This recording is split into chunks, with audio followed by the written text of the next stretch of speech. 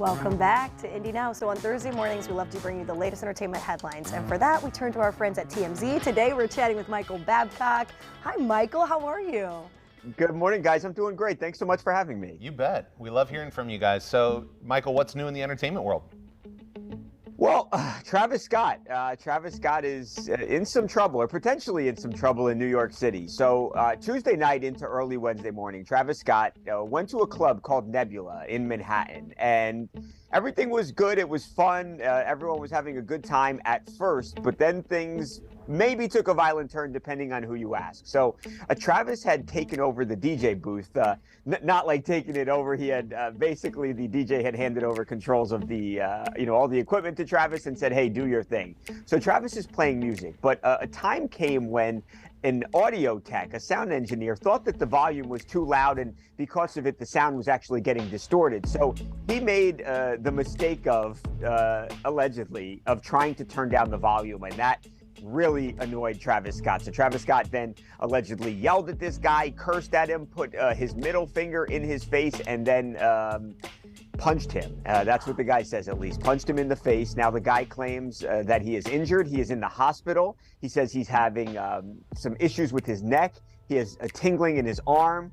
And you feel like this could turn into a lawsuit down the line. As for Travis Scott's people, they say, look, this is a cash grab. Nothing happened here. This is being blown out of proportion, and our client did nothing wrong. So it's a he said right now, but you do have a guy who's in the hospital. I know, by the way, the guy says that Travis caused $12,000 worth of damage to audio equipment. So we'll see what happens, but they both have two very different stories. Okay, still developing here. Wow. Oh, that's a tough one. Well, the police want to talk to Travis Scott too, so we'll see. Could actually end up being a battery charge here, which obviously could be serious. So we'll see what happens. Classic case of like turn that music down. Exactly. Yeah. You know, awry. Don't touch the volume. That can get out of hand real quick. Cardinal sin. Yeah. Well, our next story is about another artist, but this one not quite as dramatic. But Justin Bieber is canceling the tour. What's going on? Yeah, so Justin Bieber, this has been a cursed tour. So he tried to start this thing in 2020. The pandemic messed it up. He couldn't go on tour then. So he tries to, again, and then 2022, he tries to restart things. Actually has some shows, but he was really struggling with not just his mental health, but also with his physical health too. He came down with something called Ramsay-Hunt syndrome, which paralyzes your face, or partially paralyzes your face.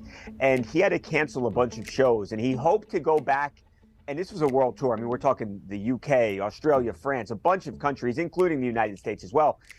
He just couldn't do it. At the end of the day, he just does not feel up to it right now, again, mentally and physically. And he decided, I'm going to take care of myself, and I'm just not going to go out on tour right now. So it's unfortunate for the fans. They'll get their money back, but they obviously won't get to see Justin. But he's made a decision. I've got to do what's best for myself, and that's what he did. Yeah, we understand that. I mean, we always say when you won't slow down, sometimes you're forced to slow down. Your body does that, and so you got to take a break. I think that's a great point. I think it's a great with the $200 million catalog sale as well. Just time to enjoy. Oh yeah, he did that right. So he really doesn't even need to go on tour, does he? Right? Maybe he never goes on tour again. Right. Yeah, he can take some time to relax a little. Yeah.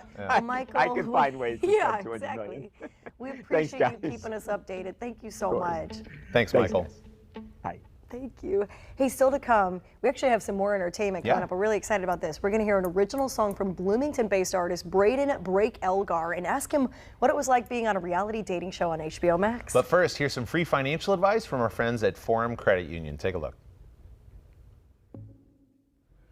It's time for today's Smart Money Minute with our friend Andy Mattingly from Forum Credit Union. Today, Andy's teaching us what we need to do if we ever receive a windfall or a big amount of money, which is a scenario I think we'd all like to be in. Andy, welcome as always. Great to be here. Thank you for having me. Good to have you here. We cover a lot of great topics with you. This one is unique, and I like it. So what should be the very first move when someone does, if they receive a windfall? Well, stop and take a minute and don't make quick decisions. Yeah. Okay, good. And sometimes some of these windfalls could be something that you need some advice on. There could be some tax consequences, things like that. So be deliberate about what you're going to do with it. Okay, so stop. I like Yeah. that first. Yeah. Yeah, Don't stop do and anything think. rash. Yes. Yeah. And what are, let's talk about some of these scenarios that people might come into, I mean, with these windfalls. Yeah, a couple that a lot of people will run into is one, maybe a tax refund, you know, that could be $2,000, $3,000. Maybe big bonuses. A lot of times this is the payout for bonuses, things Sure. like that. There could be other windfalls. You know, sometimes you get an inheritance, or maybe you sell something, different things like that. So those are a little bit bigger and a little more one time. Okay, Yeah. got So it. let's talk about maximizing this windfall. What are some of the best uses if you come into a chunk of money like that? Sure. Well, you know, solve your immediate problems. Yes. Right? So if you have any immediate problems, maybe you have some high debt, you have things that you need to do, a planned purchase, you know, you need to do some work on your heating and cooling system, things like that. Yeah. Use that first. Okay, all right. So yeah, I think when you said immediate problems first, I was thinking, oh, credit card bill gets paid off. Yes. Yeah, maybe the Yeah. part of the mortgage. So what are some of the mistakes that people often make when they get into this scenario, Andy? Well, one of the things is, especially if you kind of get that like that tax refund, something like that, it's, you know, $3,000, $4,000.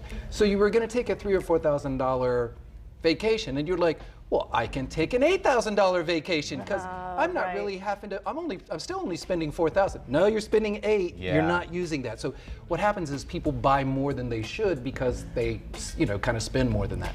The other thing is maybe they take risk. They're like, well, I wasn't expecting this, so I'm going to do something very speculative. I'm going to invest in crypto, or I'm going to invest in some meme stock, something like Right, that. right. So Sure. you don't want to take too much risk. The other thing is we might fall into the habit of thinking, well, we're going to get this every year, and you may not. So Yeah. you need to remember those things. Okay. Let's talk about kind of the longer term financial well-being. How could it really help us in that Yeah. way? Well, if you're not fully maxing out your retirement, great thing to put there, you know, so that would help. Maybe you just want to start another investment account so that you can have it for something big that you want to do.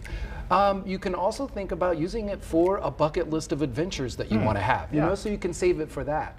And then, you know, there's a special event. Maybe you have a daughter that's going to get married, so you might need to start saving for that. So you can start putting back in a wedding fund for that, things like that. Yeah, it's always good to get advice, though. Let's do a quick recap. If you can just kind of, if someone's like got 30 seconds with you, what would you say? Yeah. Well, I would say, you know, stop and think about what you're going to do with it. Make sure that you're solving your most immediate need or a life problem, and then look long term and see what's the best place to do that. Great advice, Great as advice always. as always. Andy, if people want to follow along with you, remind them the best way. Always, you know, go out to forumcu.com. You can connect with us, set an appointment with anyone that you want doing that. You can also follow us on social media because we're always dripping out tips on social media every day. Yeah, awesome. Thanks so Great much, tips on Andy. there. There's the info right on the screen. There's more Andy Now coming up right after this. Stick around.